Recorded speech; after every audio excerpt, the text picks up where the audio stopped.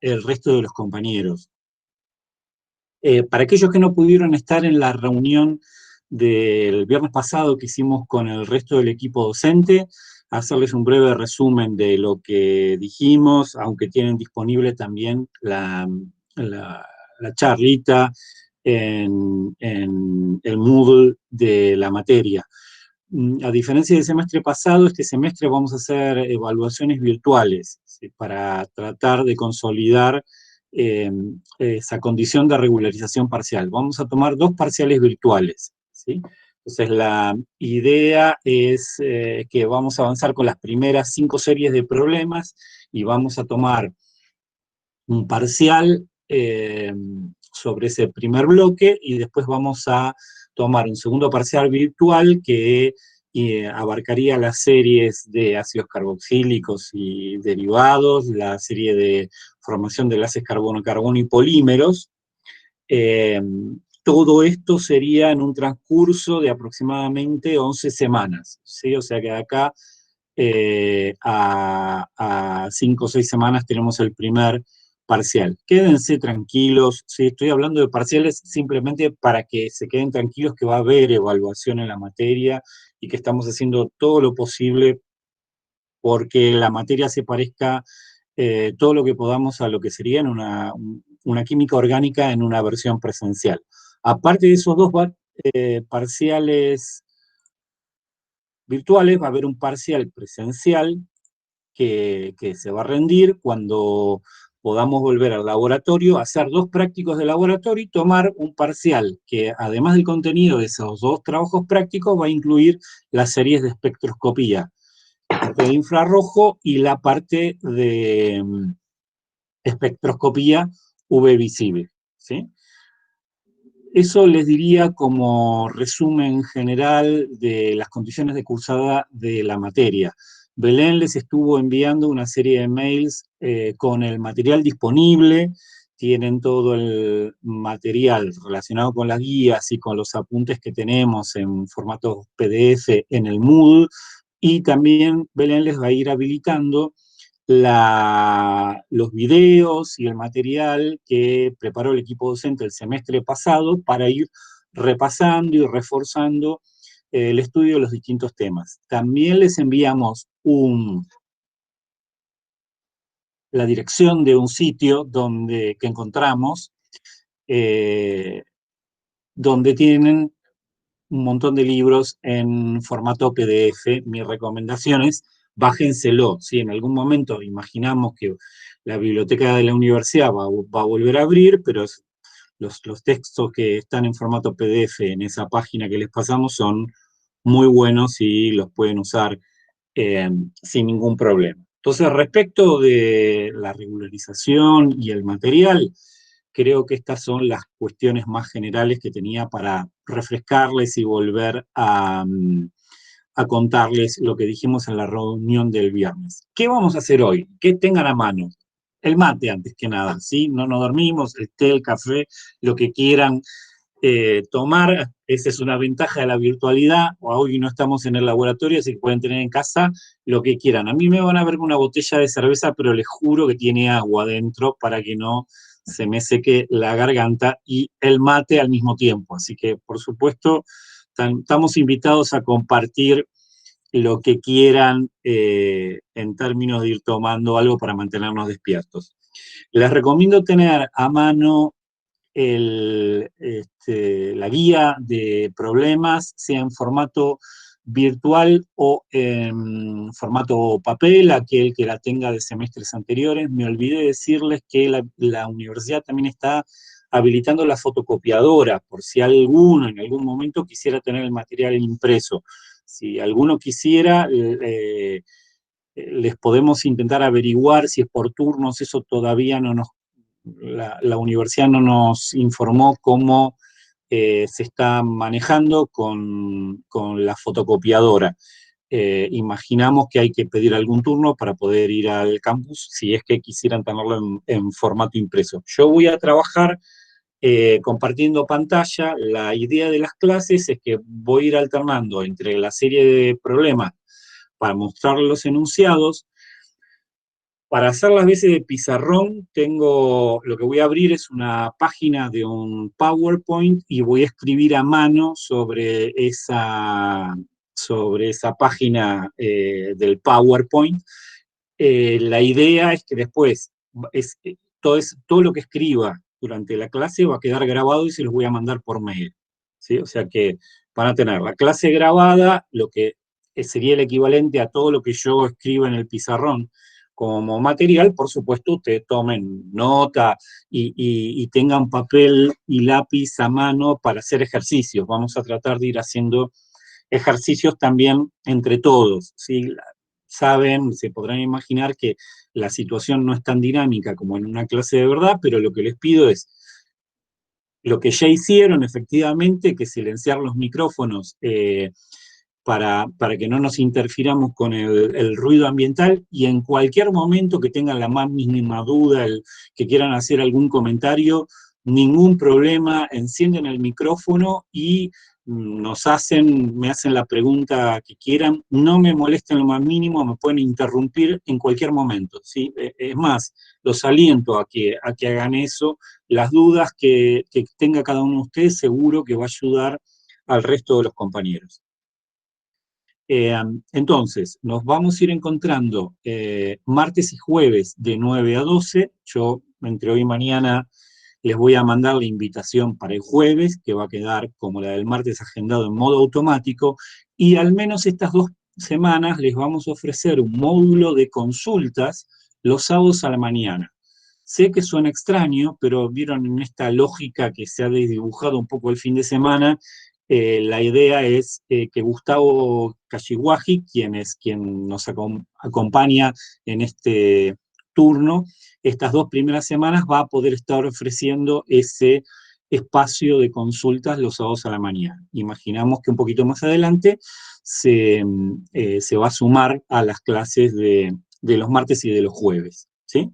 Bueno, entonces, no sé si alguno tiene alguna duda sobre las cuestiones que estuve comentando respecto de las condiciones de cursada, el material, dónde encontrarlo.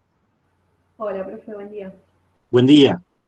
Yo más que nada había visto los libros que habían mandado y me fijé que dentro de Orgánica, digamos, hay varios. Yo la verdad no conozco ninguno y quería saber cuál de usted me podía recomendar como para que sea algo tal vez no tan complejo, sino ir como Sí. desde algo que me ayude más que nada.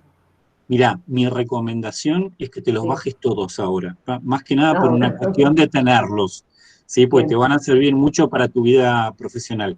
Belén, quien está coordinando la materia junto conmigo, les va a pasar un pequeño documento donde está indicado tema por tema dónde pensamos que está un poquito mejor, ¿sí? En esos libros que están puestos para que vayan directamente a leerlo ahí. Cualquiera de esos libros, todos son muy buenos y la inmensa mayoría tienen los temas que vamos a tocar. Algunos temas más específicos a lo mejor no están, pero se los vamos a decir. Quédate tranquila. Ah, bueno. Si, hay el Volhard, creo recordar que está en inglés, digo, a lo mejor es más difícil para los que no saben inglés encarar por ese lado, pero todos los libros que están en principio son muy buenos, varían un poquito en la organización de la presentación de los temas, pero casi los libros más clásicos siempre tienen una primera presentación de lo que se denomina química de grupos funcionales. Después viene una presentación de polímeros, que es un tema que vamos a tratar, y habitualmente después hay una parte de biomoléculas que nosotros no vamos a ver, ustedes lo van a ver en Química de la Vida con Diana Bullo. Sí hay un capítulo, que es una serie en realidad para nosotros, que es reacciones de formación de enlaces carbono-carbono, que no suele estar en muchos libros y les vamos a ir diciendo de dónde ir mirándolo. Pero quédense tranquilos que si Belén no se los envió, se los pasamos esta semana, ese punteo de dónde ir mirando cada uno de los temas. Ah, El tema, buenísimo. Gracias, profe. ¿sí? Bárbaro.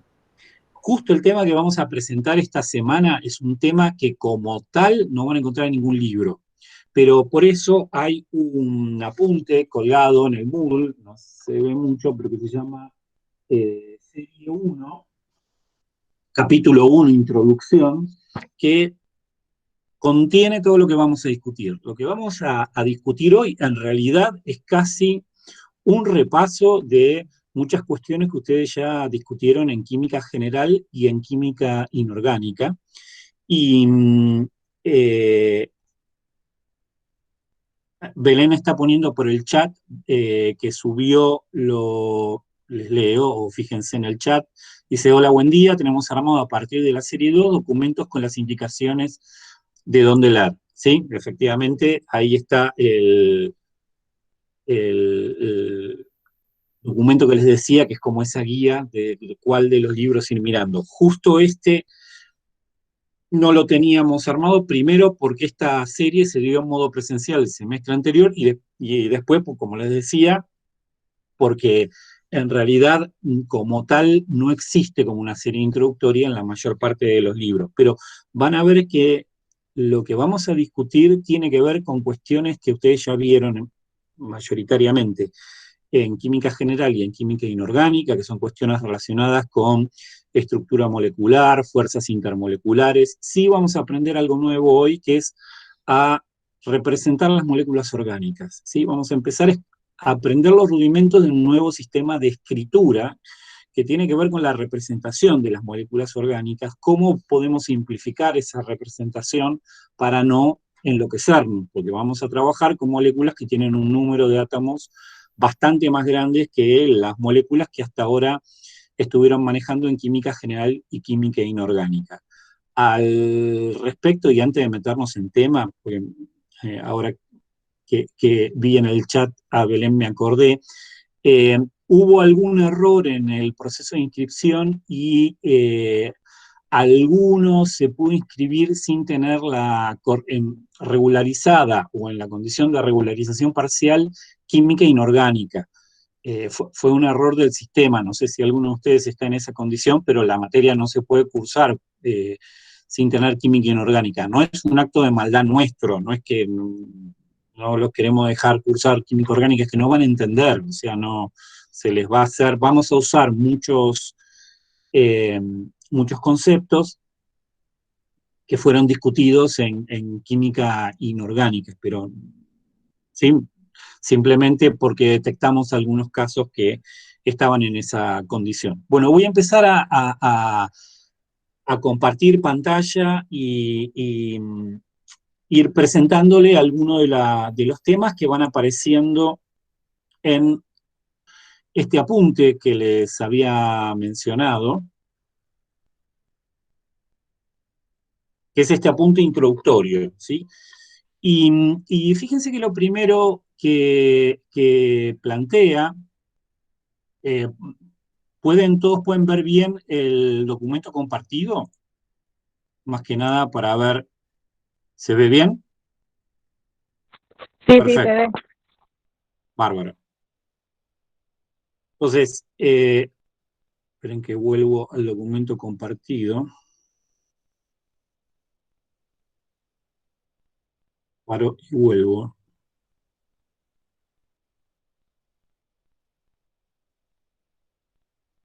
La primera pregunta es, fíjense, la química orgánica es la química que se dedica al estudio de, esencialmente, los compuestos que que contienen átomos de carbono. Ahora, ustedes en química inorgánica dedicaron un semestre entero a estudiar prácticamente toda la tabla periódica. Hicieron un paseo por todos los grupos de la tabla periódica. La pregunta sería, entonces, si dedicaron 16 semanas a estudiar todos los grupos de la tabla periódica, ¿por qué vamos a dedicar 16 semanas a estudiar la química de un único elemento, ¿sí? Del carbono?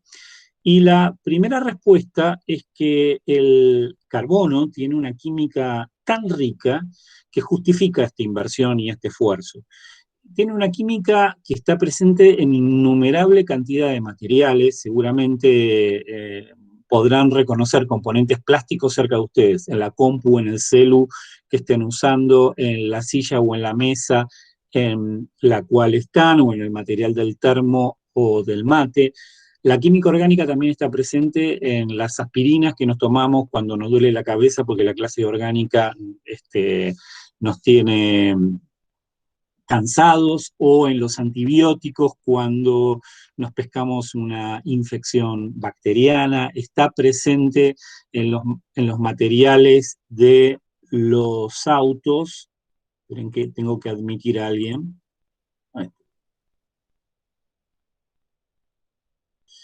Eh, Está presente en los compuestos agroquímicos, y por supuesto la química del carbono está presente enormemente en el sector industrial. Es altísimamente probable que ustedes pasen en algún momento de sus carreras, sean tanto técnicos universitarios en química como ingenieros químicos, por empresas que estén asociadas fundamentalmente a la química del carbono. Empresas de pinturas, empresas de polímeros, empresas de productos farmacéuticos, empresas de agroquímicos. Eh, la verdad que la química, por supuesto, ni que de hablar de la industria petroquímica, ¿no? La verdad que la química orgánica está presente en gran parte de los sectores industriales. De hecho, cuando nos volvamos a encontrar más adelante en Química Analítica 2, van a ver que la inmensa mayoría de los analitos sobre los cuales vamos a discutir y a aplicar métodos analíticos avanzados, como la cromatografía gaseosa o la cromatografía líquida, son precisamente analitos que tienen estructura orgánica, porque obviamente son una de las cuestiones más importantes del sector industrial. Pero además la química orgánica tiene otra cuestión fundamental, que tiene que ver con que es la química, la química del carbono, es la química que sustenta todos los procesos vitales. Cualquier célula, desde el más modesto paramecio hasta cualquier célula de nuestro cuerpo, está lleno de moléculas orgánicas de distinto nivel de complejidad. Es decir, la química que sustenta todos los procesos vitales es la química del carbono. Y hay razones para que esto ocurra. El carbono como elemento tiene una serie de particularidades que ahora vamos a ir discutiendo, sobre todo que tienen que ver con dos cuestiones. La primera, la capacidad de concatenarse. ¿Qué quiere decir la capacidad de concatenarse? El carbono tiene la posibilidad de formar cadenas, utilizando uniones carbono-carbono. Esta no es una propiedad que es única del carbono. Hay otros elementos que también pueden formar cadenas. Tal vez se acuerden de química inorgánica cuando estudiaron el grupo del oxígeno y del azufre, el azufre ortorrómbico. ¿Se acuerdan que podía existir como una cadenita de 8 átomos de azufre que formaban como una coronita? Y tal vez Elena o con quien hayan cursado química inorgánica les haya contado que el silicio también puede concatenarse. Ahora, ¿cuál es la diferencia del carbono? Primero, el carbono puede formar cadenas mucho más complejas que el silicio y el azufre, tanto por su extensión, es decir, por la cantidad de átomos de carbono en esas estructuras, como por el grado de ramificación. No se conocen, para el caso del azufre, estructuras de azufre que sean mucho más complejas que el azufre ortorrómbico.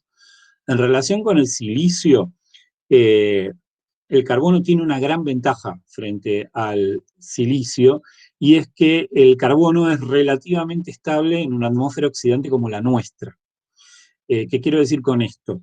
Que a menos que le acerquemos un fósforo al carbono en una atmósfera oxidante, y cuando digo oxidante quiero decir una atmósfera que tiene 21% de oxígeno, no suele entrar en combustión espontánea. Todo lo contrario le ocurre al silicio, ¿sí? El silicio, se acordarán de química inorgánica, tiene un amor tremendo por el oxígeno. Si ustedes exponen silicio a una atmósfera oxidante, con concentraciones altas de oxígeno, inmediatamente lo que se va a producir es el compuesto más común de silicio, que es el dióxido de silicio. Si yo les pregunto, y hagamos un segundo de ejercicio mental, que es el dióxido de silicio, ¿sí? 1, 2, 3, pensando, dándole un tiempo a nuestro cerebro para que busque, se acuerdan que el dióxido de silicio es la arena, fundamentalmente, ¿sí? Y si avanzo un poquito más y les pregunto, ¿y el dióxido de silicio es un compuesto molecular o es un compuesto? Recuerdan que el dióxido de silicio no era un compuesto molecular o una molécula. ¿Qué condición tenía que tener un compuesto para que se pudiera definir como molécula? Tenía que tener un número definido de átomos en una organización, con una conectividad específica. Yo tenía que poder decir qué átomo estaba conectado con qué otro en una geometría definida. El dióxido de silicio es un ejemplo de sólido covalente extendido, como lo era también el grafito o el diamante. ¿Sí? Esa va a ser una diferencia respecto de química inorgánica, a diferencia de química inorgánica, donde ustedes trabajaron con compuestos moleculares y simplemente con compuestos. El cloruro de sodio es un compuesto, el amoníaco es un compuesto molecular o molécula. En química orgánica vamos a trabajar mayoritariamente con moléculas.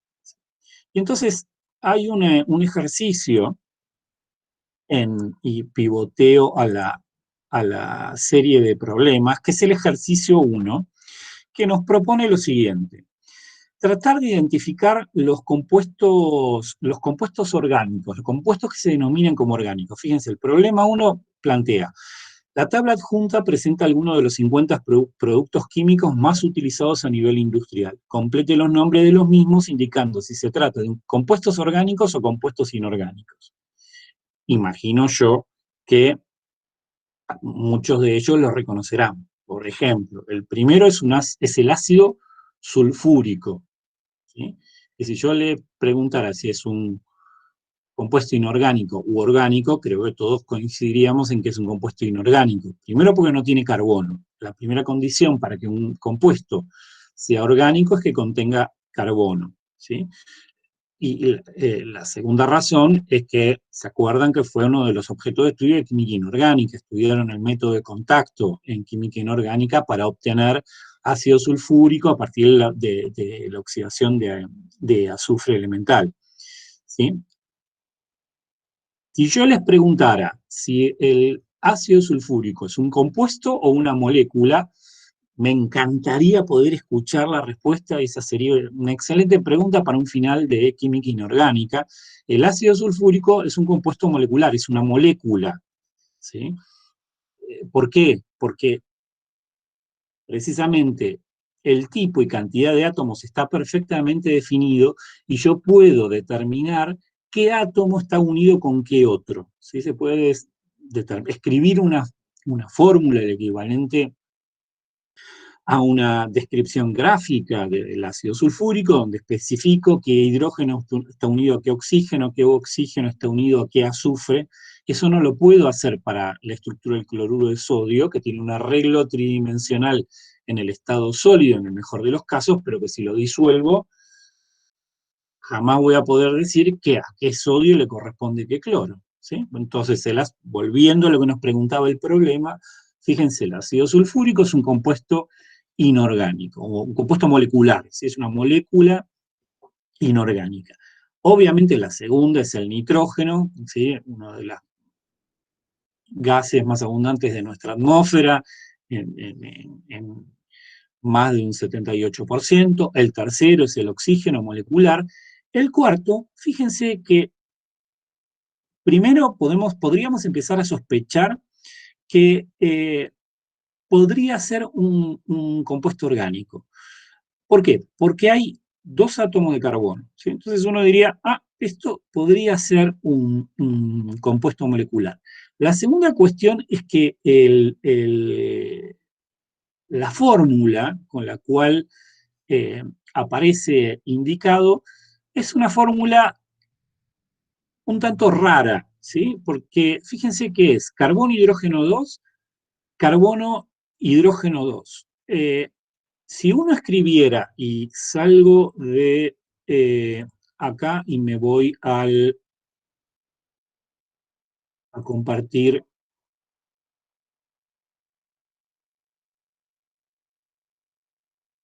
a ver, espera, a compartir el pizarrón.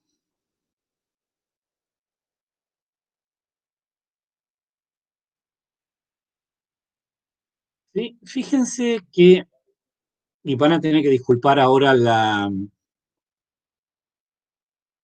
letra, que no me sale muy bien todavía con este dispositivo electrónico tan lindo como en el pizarrón, pero trataremos de ir escribiendo. Fíjense que el cuarto compuesto que aparece ahí, en que activo el lápiz,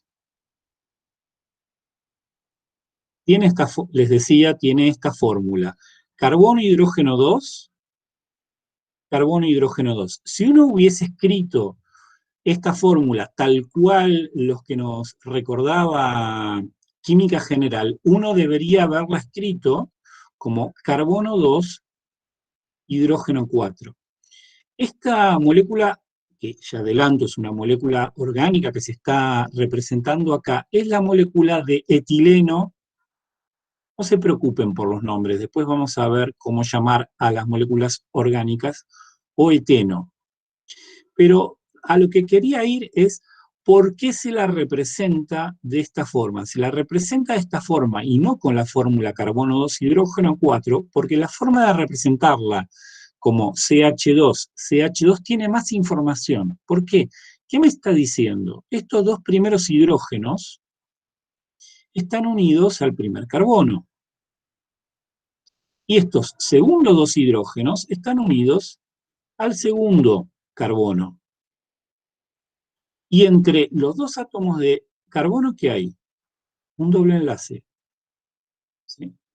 Entonces, estrictamente esta forma de representar que aparece en el ejercicio contiene un poquito más de información que la fórmula pelada del etileno, que hubiese sido carbono 2, hidrógeno 4. Me está dando un poquito más de información estructural. El etileno le sonará del polietileno, que vamos a ver en la segunda parte de la materia que es, pero el etileno es un componente muy importante del gas natural, es la molécula a partir de la cual se fabrica la materia prima, a partir de la cual se fabrica el polietileno, ese plástico que se usa para la fabricación de bolsas, de cubiertas. ¿Sí? Eh, Salgo de acá me tienen que tener paciencia porque tengo que cada vez descompartir y volver a compartir. Volvamos al problema.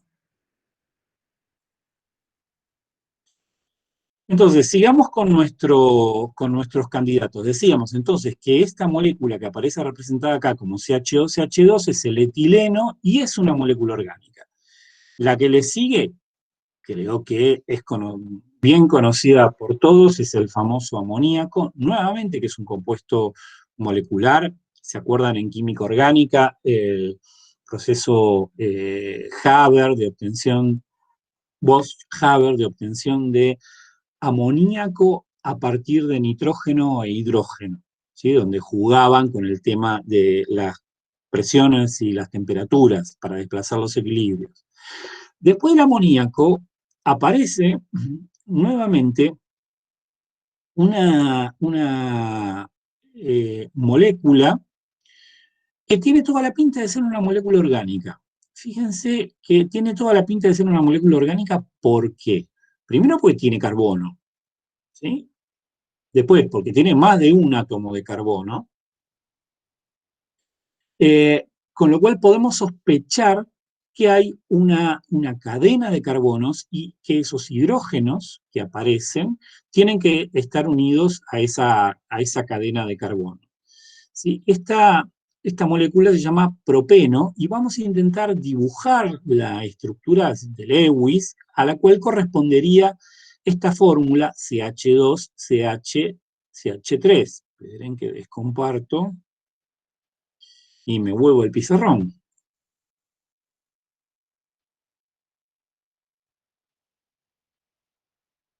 Entonces, fíjense, la fórmula que aparece es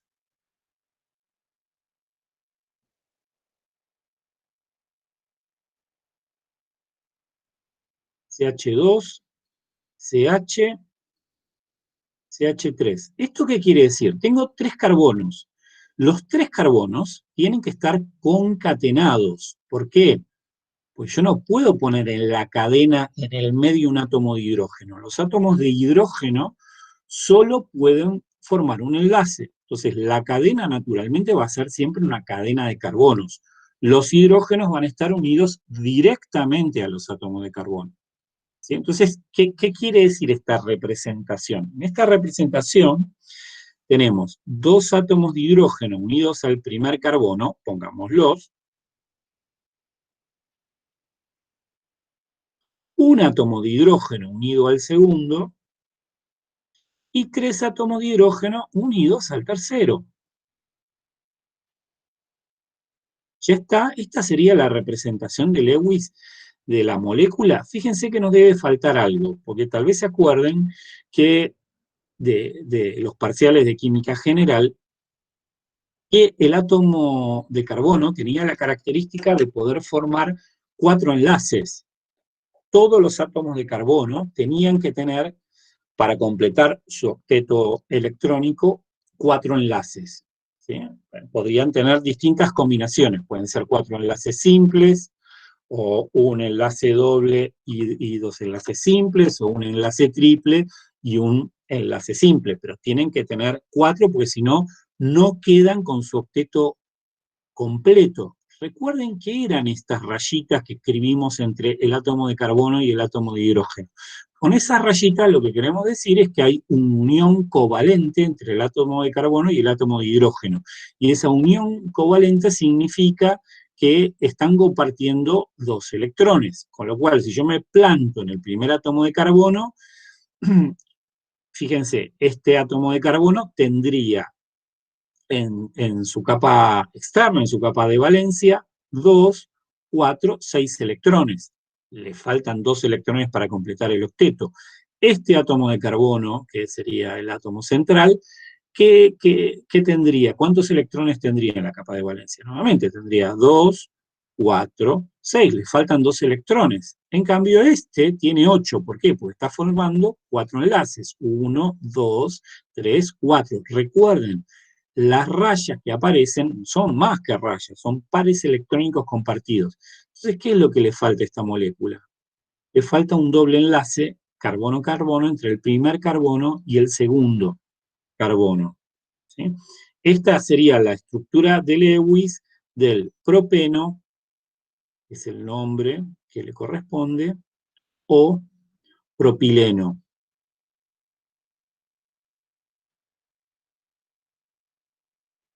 Propileno también les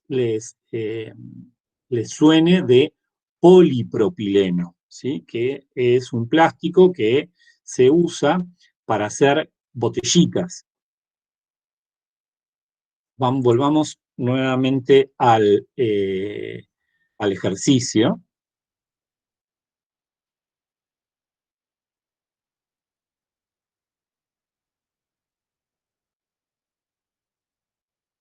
Bueno, creo que el resto eh, de los ejemplos los pueden, que hay en este ejercicio, los pueden ir pensando ustedes, si son compuestos inorgánicos u orgánicos. Les doy algunas pistas, digo. Supónganse que pensamos esto, que no, les pido por favor no digamos CAO, ¿sí? ¿Qué era esto? Óxido de calcio, ¿sí? Eh, el óxido de calcio naturalmente es un compuesto inorgánico. ¿Es un compuesto molecular? No, es un compuesto que uno tendería a asociar más a un compuesto de naturaleza iónica. ¿Es estrictamente iónico como el cloruro de sodio? No, ¿sí? Pero es un compuesto inorgánico.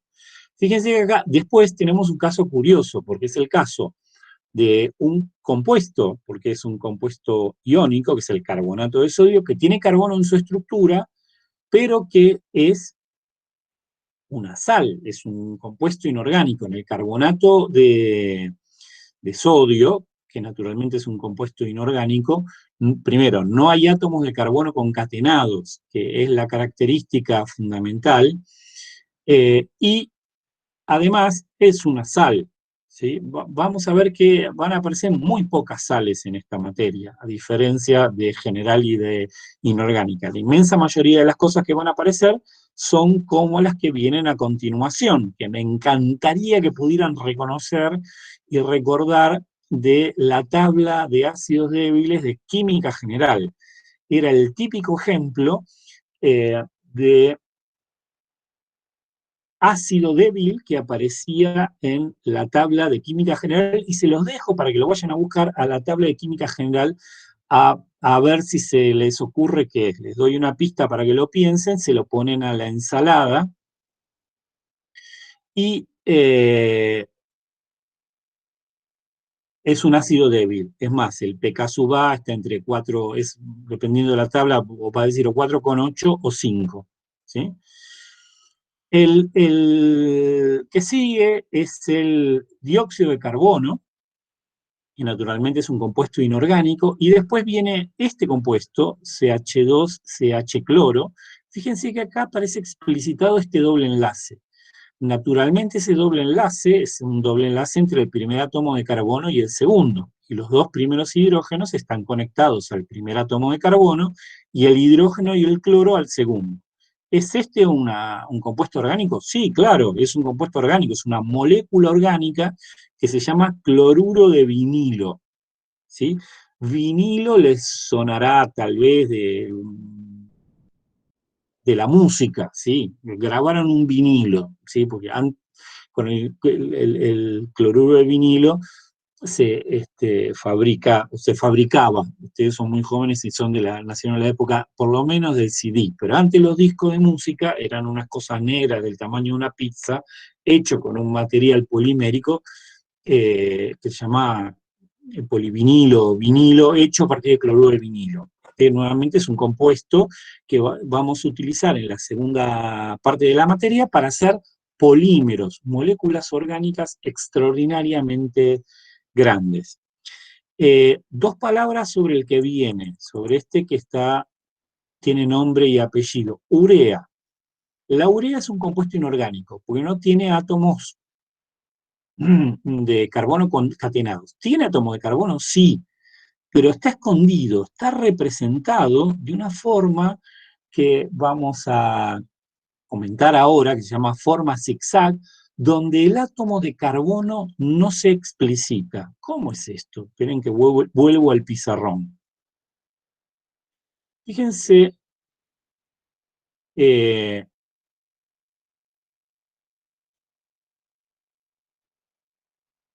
les, les pregunto, ¿todos ven compartido el pizarrón? Porque cambié la forma ven en blanco la página del PowerPoint. No, ok, esperen entonces quise hacer un atajo y no me salió. Vamos a volver a compartirlo.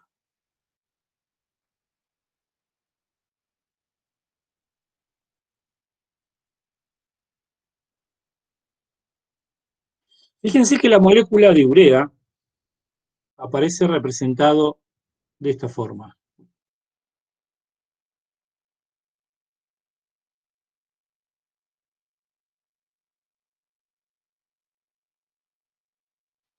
Me traigo un nitrógeno acá.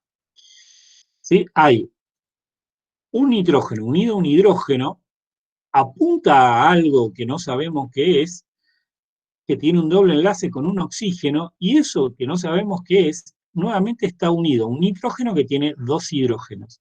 Si yo tuviera que representar la estructura de Lewis de esto que se llama urea y que se utiliza como fertilizante, como fuente de nitrógeno en las producciones agrícolas, la estructura de Lewis con todos los átomos explicitados, ¿cómo sería? Sería más o menos así.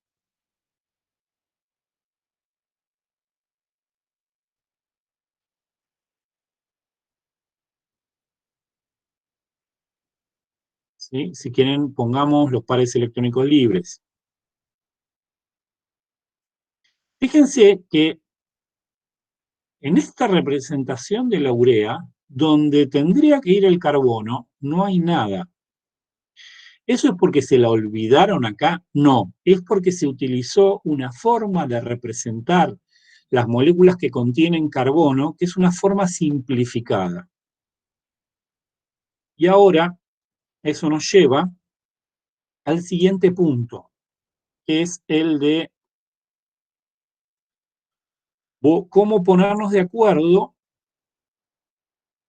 con la representación de las moléculas orgánicas. Esperen que vamos al apunte. Perdón, ¿puedo hacer una pregunta? Claro. El caso particular de la urea, ¿tiene que ver con la orina? ¿Tenés urea en la...? Lo pregunto por análisis clínicos. Tengo en mente haber leído cosas así. Sí, la urea está presente en la orina de los mamíferos, es un producto metabólico. En general es la forma en la cual los seres vivos excretan los productos del metabolismo de las moléculas que contienen nitrógeno. ¿Sí? Van a ver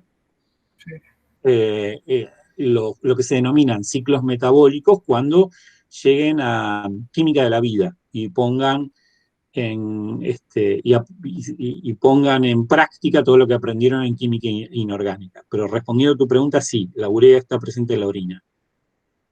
Ok, gracias. ¿Sí? Esto no quiere decir que vayamos a hacer pis al campo y que lo abonemos con eso. ¿Sí? La urea es un producto sólido, en la orina hay muchas otras cosas aparte de urea. La forma de introducir nitrógeno en el suelo es a través de la urea. El problema de introducir nitrógeno en el suelo tiene que ver con que los cultivos industriales, los cultivos extensivos, extraen muchísimos nutrientes del suelo. Las plantas crecen y para crecer sintetizan un montón de moléculas orgánicas, fundamentalmente hidratos de carbono, son unos compuestos que tienen carbono, hidrógeno y oxígeno, son los famosos azúcares, pero también sintetizan ácidos nucleicos, ARN y ADN, y proteínas. Y tanto los ácidos nucleicos como las proteínas hay nitrógeno. Entonces las plantas tienen que tomar nitrógeno del suelo.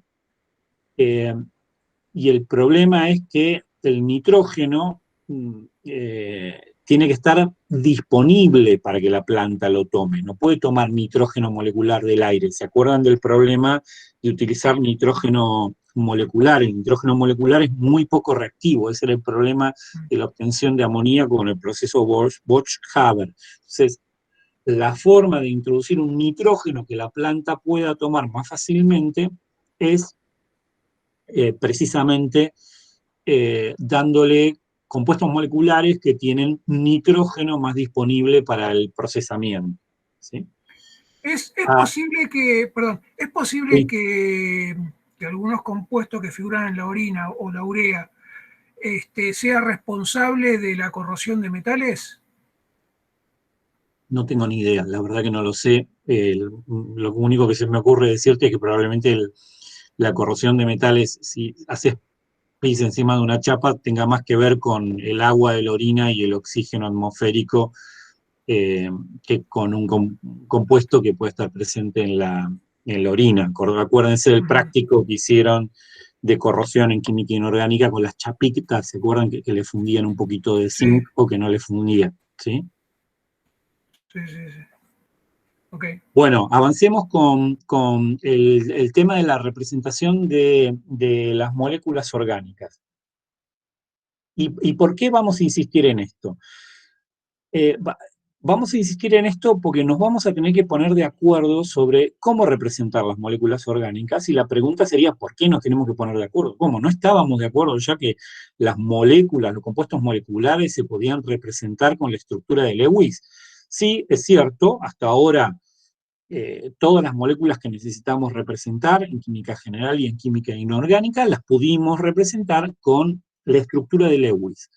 Lo que vamos a discutir ahora es que una versión más simplificada de la estructura de Lewis, que se denomina es representación zigzag, donde lo que vamos a sacarnos de encima son los átomos de carbono y los átomos de hidrógeno de la molécula. Es una forma más estilizada de escribir las moléculas orgánicas y más rápida. ¿Por qué? Porque las moléculas que vamos a discutir y vamos a representar van a ver que tienen una cantidad mucho más grande de átomos que las que tenían en química general y química inorgánica. Y si cada vez que escribimos una molécula tenemos que representar todos los átomos que la componen, la escritura se haría extraordinariamente dificultosa y lenta, ¿sí?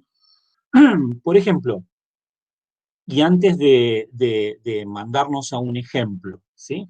Si uno en química orgánica, y vuelvo al pizarrón, esperen.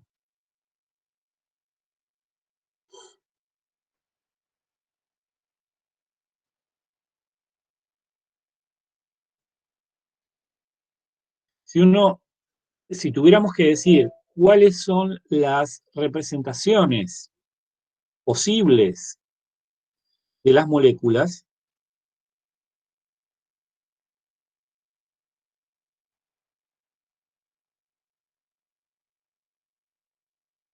yo les diría que hay tres alternativas. La primera es nombrarla. ¿Sí? Esto es como un hijo, ¿sí? Para identificar al hijo, ¿qué hacemos, entre otras cosas? Le ponemos un nombre. Bueno, efectivamente vamos a hacer eso con las moléculas orgánicas, y para hacer eso vamos a seguir un conjunto de instrucciones específicas desarrolladas por la IUPAC. La IUPAC es la International Union of Pure and Applied Chemistry, que es una organización internacional que tiene representación de todos los países del mundo, donde se juntan unos señores y se ponen de acuerdo sobre las reglas que vamos a usar para nombrar las moléculas orgánicas, y que vamos a ir aprendiendo a lo largo de la materia. El tema es que muchas veces para escribir el nombre de una molécula orgánica vamos a necesitar un renglón entero. Los nombres de las moléculas orgánicas no son tan sencillos como siempre, como ácido acético o benceno. Muchas veces son nombres muy largos, porque tenemos que transmitir con palabras un montón de información estructural que está contenida en la molécula. Pero las moléculas tienen nombre, y ese nombre se pone con un conjunto de reglas que vamos a ir aprendiendo. La segunda forma de representar a una molécula sería hacer alusión a lo que sería el equivalente de su DNI. El equivalente de su DNI se llama Cas-RN. Cas-RN, tal vez lo hayan visto, sí, los que cursaron organización de laboratorio, Eduardo les haya propuesto que vayan a buscar una hoja de seguridad, o si alguno está trabajando en algo que tiene que ver con la química, hayan visto una hoja de seguridad y vieron que aparece esta sigla Cas-RN y después aparece un número que tiene guiones, ¿sí? Ese número que aparece después es el número de DNI de la molécula. Les iba a decir, Cas-RN son las siglas de Chemical Abstract Service Registry Number.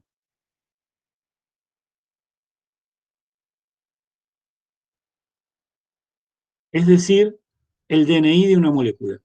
¿Cómo se pone el DNI de la molécula? En vez de ir a la Policía Federal, uno va a la oficina del Chemical Abstract Service, que tiene sede en Ohio, Estados Unidos, donde hay una sala enorme con cientos de computadoras y personas en las computadoras, que se van fijando las nuevas moléculas que van apareciendo en toda la bibliografía científica del mundo y les van poniendo DNI. cada vez que nace una molécula nueva, a esa molécula se le pone un número. Y entonces uno puede buscar una molécula por el nombre o puede buscar la molécula por el número. Para que tengan una idea, más o menos, hay 10 millones de compuestos orgánicos conocidos, ¿sí? ¿Y por qué? Entonces, ¿por qué la necesidad de ponerle un DNI? Me dirán, ¿por qué no simplemente nombrarla? La ventaja de tener un número asociado a una estructura molecular es que si uno tiene que hacer una búsqueda electrónica, es mucho más fácil buscarla con un código, es decir, un código numérico, que con el nombre. Por supuesto, hay bases de datos donde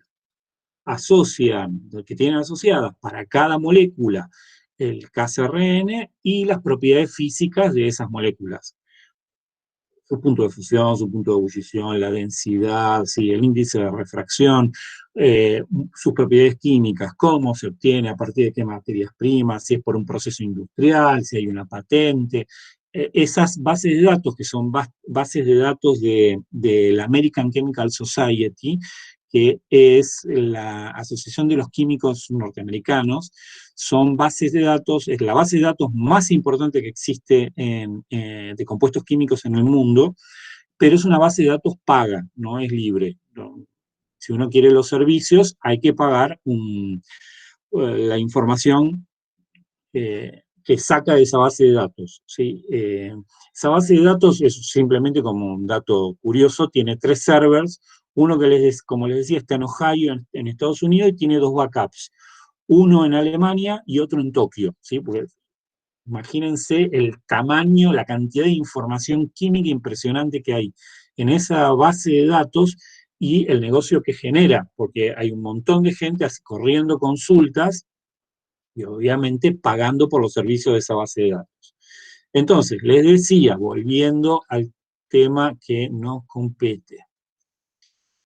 Si pensamos en las representaciones de una molécula, o le ponemos nombre, o le ponemos un número, y en tercer lugar, o la dibujamos.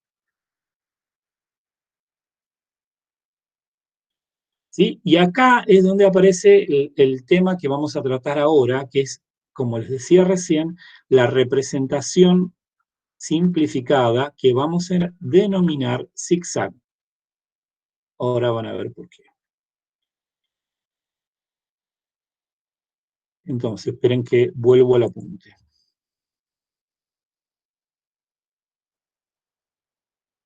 ¿Vamos bien hasta ahora? ¿Sí? Más o menos se ve bien cómo vamos saltando entre el apunte y el pizarrón. Disculpen la caligrafía, espero que vaya mejorando con la práctica. Estoy usando una tableta gráfica y el lápiz y no me sale la mejor letra. Entonces,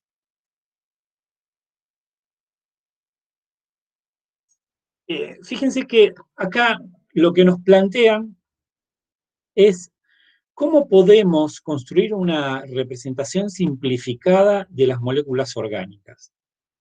La primera forma que habíamos visto que tenía algo de información estructural tenía que ver con esto que estrictamente no es un dibujo molecular. Imagínense que les aparece esto que está acá, que es una fórmula en realidad, porque no estamos dibujando la molécula, pero que tiene cierto nivel de información estructural. ¿Cuál es la diferencia entre una fórmula y un dibujo de una molécula?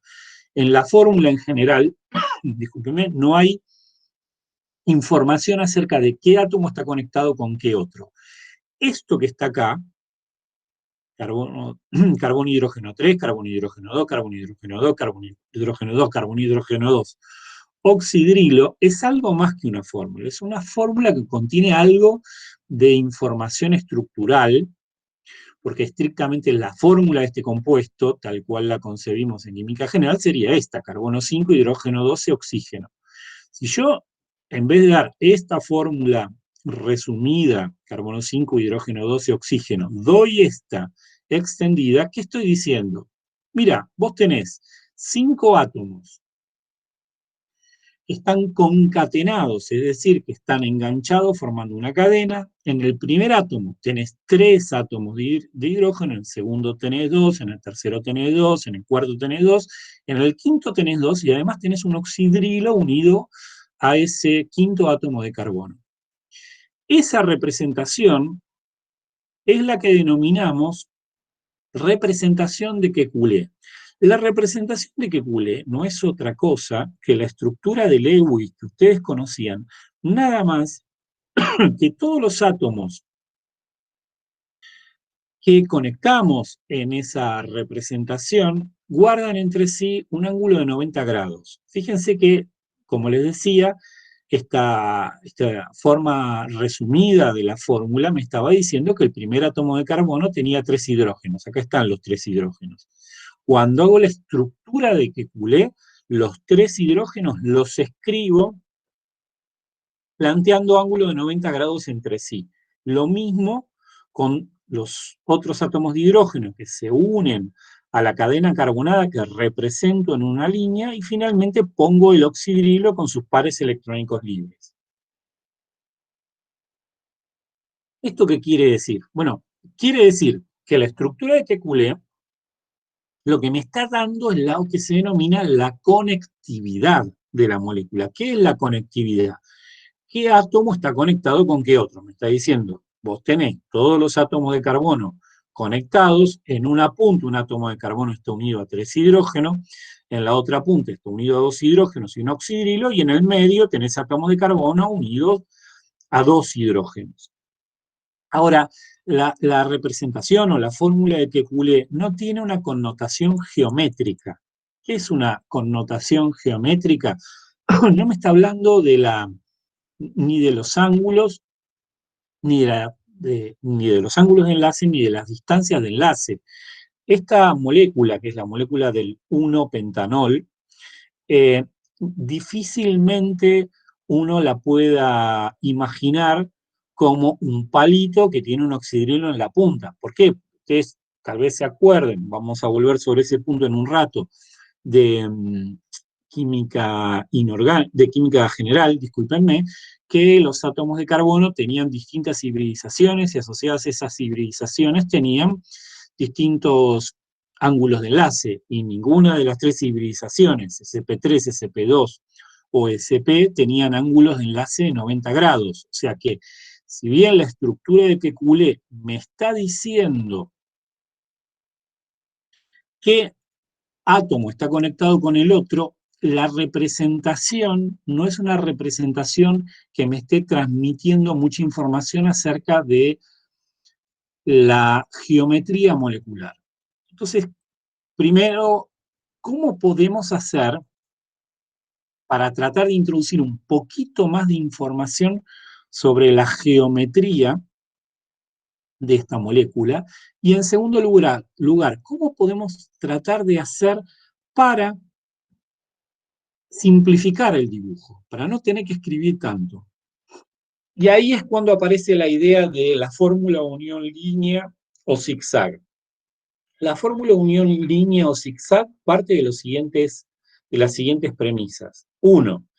Si identificamos una cadena carbonada, como esta cadena carbonada de 5 átomos de carbono, represente esa cadena como un serruchito. Ahora les voy a contar por qué. En los extremos o en los vértices de ese serruchito, imaginamos que están los átomos de carbono. O sea, acá, donde parece que no hay nada, está este átomo de carbono. Esperen que me voy al lápiz a ver. Este que está acá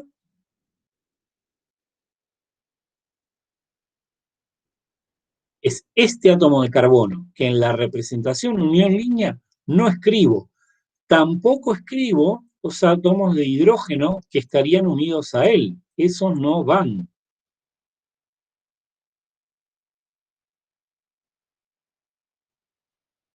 Entonces, tanto en los extremos tanto en los vértices como en las intersecciones de la representación zigzag, tengo átomos de carbono. O sea que si yo veo un vértice o veo un extremo, tengo que darme cuenta que ahí hay átomos de carbono. Y que esos átomos de carbono están unidos a hidrógenos que no voy a explicitar. Lo que me tengo que acordar siempre, naturalmente, es que los átomos de carbono saturan sus uniones cuando llegan a 4. O sea, si tomemos este átomo de carbono, que sería este que está acá. Ese átomo de carbono está unido al carbono de la izquierda y al carbono de la derecha. Naturalmente, este carbono que vamos a ver, que está unido a dos hidrógenos, que vamos a ver un poquito más adelante, que se llama metileno, tiene nada más que dos hidrógenos. Este carbono que está en la punta, que está unido a tres hidrógenos, se llama metilo. ¿Sí? Entonces, si yo hablo de un metilo, hablo de un carbono unido a tres hidrógenos. Si yo hablo de un metileno, hablo de un carbono unido a dos hidrógenos. Entonces, fíjense que en la representación zigzag, la cadena carbonada va escrita como un serrucho. 2, elimino la representación de los átomos de carbono y de los átomos de hidrógeno, ¿sí? 3, ¿qué es lo que represento? Sí represento todos los átomos que no son carbono o hidrógeno. Es decir, oxígeno, nitrógeno, cloro, bromo, fósforo, todos esos se representan. Y los hidrógenos unidos a esos átomos que no son carbono también se representan. Vamos a definir el concepto de heteroátomo. ¿Qué es heteroátomo? Es un átomo que no es ni carbono ni hidrógeno. Heteroátomo es un átomo, un elemento que no es ni carbono ni hidrógeno. ¿Cuáles son los típicos en química orgánica? El oxígeno, el nitrógeno, el azufre, pero sobre todo el oxígeno y el nitrógeno, y va a ver también los halógenos, flúor, cloro, bromo y yodo. ¿Sí? Entonces vamos a hacer un ejemplo más y vamos a ir nuevamente a la serie de problemas y ver el problema 2, que dice lo siguiente. Fíjense, el etano y el etanol se representan de la siguiente manera utilizando la fórmula de Kekulé. ¿Se acuerdan que les decía recién? La fórmula de Kekulé es como la estructura de Lewis, nada más que todos los ángulos entre los enlaces que conforman esa representación están a 90 grados. ¿Qué era el etano? Lo habíamos visto hace un ratito. Es una molécula orgánica que tiene dos átomos de hidrógeno unidos y cada átomo de hidrógeno está unido a tres hidrógenos. El etano es uno de los componentes del gas natural. Después en algún momento vamos a hablar un poquito más del gas natural, pero el etano está presente en el gas natural. El etanol, me imagino que saben qué es, incluso a nivel experimental, espero que en proporciones moderadas, el etanol pertenece a una familia de compuestos orgánicos que se denomina alcoholes, y es el alcohol que está presente en las bebidas de fermentación, que provienen de la transformación de azúcares utilizando microorganismos en etanol. Entonces, ¿qué es lo que nos da el problema? Nos da la representación de Kekulé del etano y del etanol. ¿Qué es lo que nos pide? Veamos. Represente ambas moléculas utilizando la fórmula de unión. Zigzag, ok, escriba la fórmula molecular del etano y del etanol. ¿En qué se diferencian?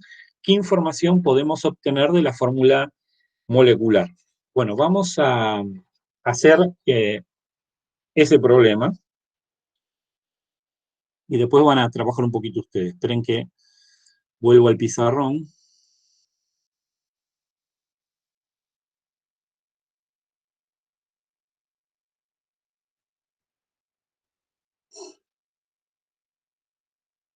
Entonces, teníamos en el problema 2.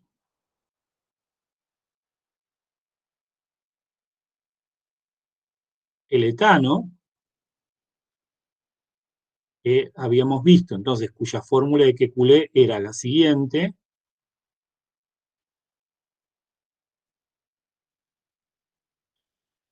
no sé si se acuerdan o si saben quién es Kekulé. Kekulé fue un químico francés que fue el que descubrió la estructura del benceno. La tiene en el ejercicio 1. El benceno estaba en la guía de química general cuando discutían la idea de compuestos aromáticos o aromaticidad. Parece una tuerca, estudiante con mucha imaginación, una vez me dijo, es como un tornillo con un círculo adentro, una tuerca con un círculo adentro. Y Kekulé precisamente fue un químico que logró descubrir cómo era la estructura del benceno. ¿Cómo sería la representación zigzag? ¿Cómo pasamos de Kekulé a zigzag para el caso del etano? Fíjense, ¿qué tenemos que hacer? Tenemos que sacar los átomos de carbono y tenemos que sacar los átomos de hidrógeno. Y lo único que tenemos que hacer es representar a la cadena carbonada, a los átomos de carbono que tengo concatenados. Entonces, ¿cómo representaría el etano en la estructura, en la convención zigzag? Y como una raya. ¿Sí? Eso, ¿qué implica? Cada vez que yo veo esa raya, tengo que entender que en este extremo, tengo un átomo de carbono. Ese átomo de carbono, naturalmente, sería este. Y en este otro extremo, tengo este otro átomo de carbono, que sería el de la derecha. Y por supuesto, esos átomos de carbono tendrían átomos de hidrógeno, pero que no voy a representar. Esos átomos de hidrógeno están, yo no los represento, los pongo en otro color para que se den cuenta que están, pero que no los vamos a representar. ¿Sí? Entonces, fíjense, la estructura zigzag es una estructura muy simplificada, es una estructura que nos permite escribir los compuestos orgánicos de forma muy rápida. Vamos con el otro, con el etanol.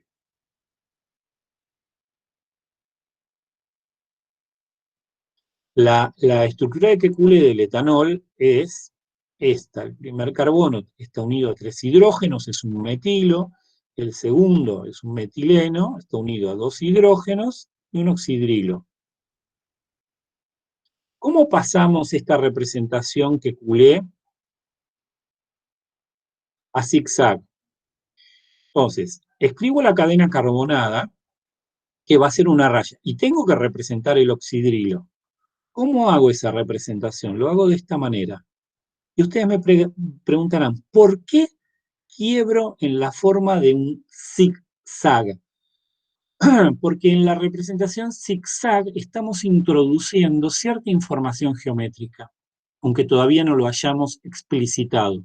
¿Cuál es esa información geométrica? Este átomo de carbono que está acá es un átomo de carbono con hibridización sp3, porque está unido a 4 enlaces simples y tiene un ángulo cercano a 109,5, que es precisamente este ángulo que está acá. Entonces, en la representación zigzag, cada vez que quebramos, estamos introduciendo ángulos de enlace que se parecen bastante a los ángulos de enlace que tienen los átomos de carbono con una geometría determinada. ¿Sí? ¿Qué hubiese pasado si yo hubiese querido representar una molécula que se llama 2-buteno, que es esta?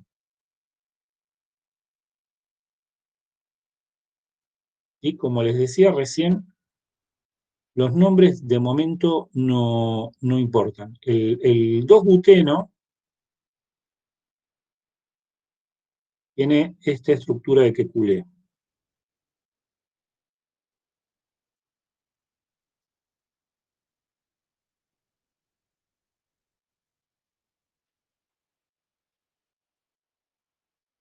¿Cómo pasaría esto a zigzag?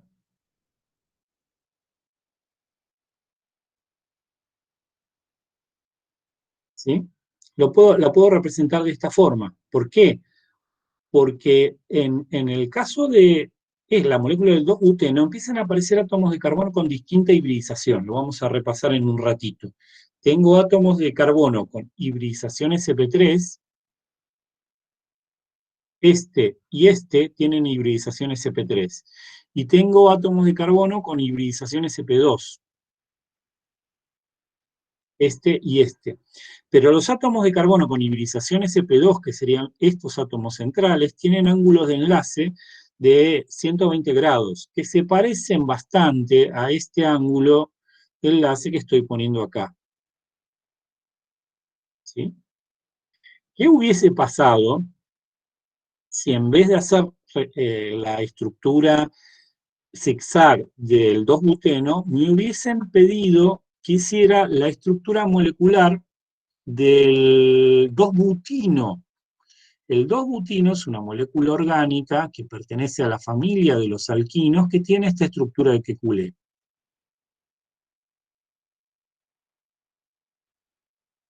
Como les decía recién, no, los nombres de momento no tienen la más mínima importancia, ¿eh?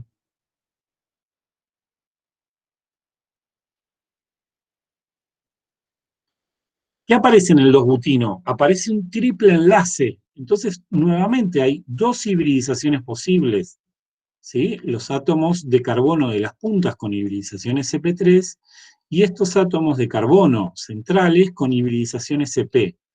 Entonces, ¿cómo tengo que representar la molécula de 2-butino?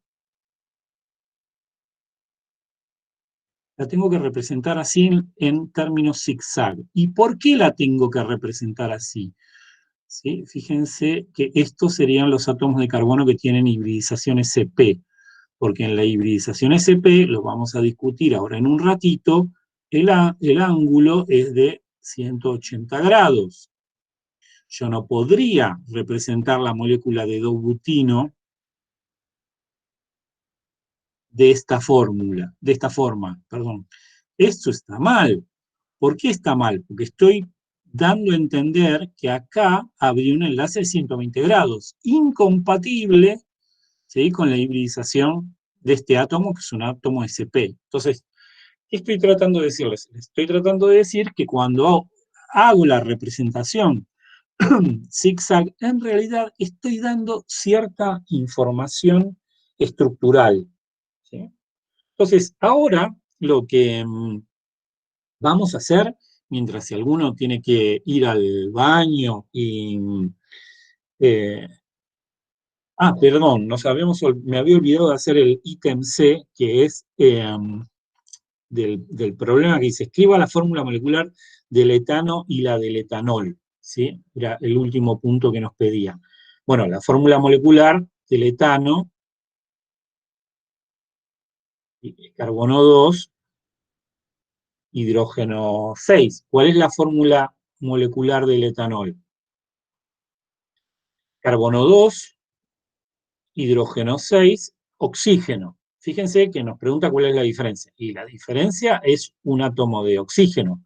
Es decir, dos compuestos que tienen distinta fórmula molecular, naturalmente son distintos. Si a mí me dan dos fórmulas moleculares diferentes y me preguntan si son el mismo compuesto o no, yo claramente voy a poder decir que no son el mismo compuesto. Ahora, dada una fórmula molecular determinada, por ejemplo, esta que está acá abajo, carbono 2, hidrógeno 6, oxígeno, ¿esa fórmula molecular corresponderá a una única molécula orgánica? ¿Qué pregunta? La respuesta es no. Van a ver que si dada una fórmula molecular, aparecen un montón de moléculas posibles para esa fórmula molecular. Una de ellas, ¿cuál era? La que representamos recién, el etanol. ¿Sí? Pero hay otra, por ejemplo, que tiene la misma fórmula molecular, que es esta.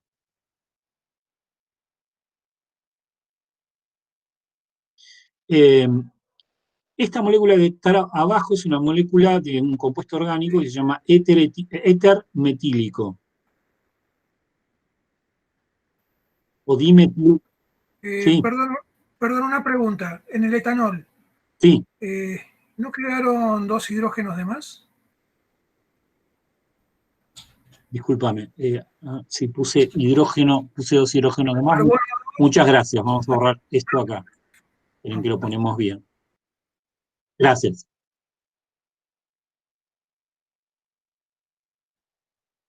Carbono 2, hidrógeno 6, oxígeno. Les decía, con esta fórmula, carbono 2, hidrógeno 6, oxígeno, podemos escribir la molécula de etanol, pero también podemos escribir esta otra, éter metílico. Fíjense, tiene 2 carbonos, cada uno de estos carbonos tiene 3 hidrógenos y tiene un oxígeno. La fórmula molecular es la misma. Y las moléculas son distintas, de hecho tienen distintas propiedades físicas, distintas propiedades químicas, son primo hermanas, pero son distintas. ¿Y qué relación guardan entre sí? Guardan una relación que se denomina isomérica. Estas 2 moléculas son isómeros. Vamos a hablar de esto un poquito más adelante. ¿Qué son isómeros? Son compuestos que tienen la misma forma molecular, pero difieren en alguna propiedad. Creo recordar que ustedes vieron un ejemplo de isomería cuando estudiaron compuestos de coordinación en química inorgánica y vieron el ejemplo del cisplatino, ¿sí? El cisplatino era un compuesto de coordinación de platino, cloro y amoníaco que podía existir en forma de complejo cuadrado plano, pero donde las moléculas de amoníaco podían estar ubicadas o en diagonal, digamos, hacia lados opuestos de un plano que corta el platino, o hacia el mismo lado, ¿sí? Entonces, ese compuesto de coordinación podía existir con 2 geometrías, cisplatino y transplatino. Y eso es importante, porque el cisplatino es uno de los antitumorales más poderosos que existen, y el que tiene la actividad farmacológica antitumoral es el cisplatino, el transplatino no la tiene. ¿Y cuál era la relación estructural entre el cisplatino y el transplatino? Era una relación isomérica. Los 2 compuestos tienen la misma fórmula molecular, pero son distintos, ¿sí? Vamos a avanzar con la idea de isomería un poquito más adelante. ¿Qué es lo que quiero que hagan ahora? Ahora lo que quiero es que vamos a hacer lo siguiente, vamos a parar la grabación para que la grabación no se haga infinita y después sea muy pesada. No se desconecten, apaguen la pantalla, traigan papel y lápiz, y hasta las 10:30, ¿sí? Además de ir al baño, tomarse unos mates y comerse unas galletitas, lo que quiero es que intenten hacer el ítem A y el ítem B del problema 3, que pasen esas estructuras de Kekulé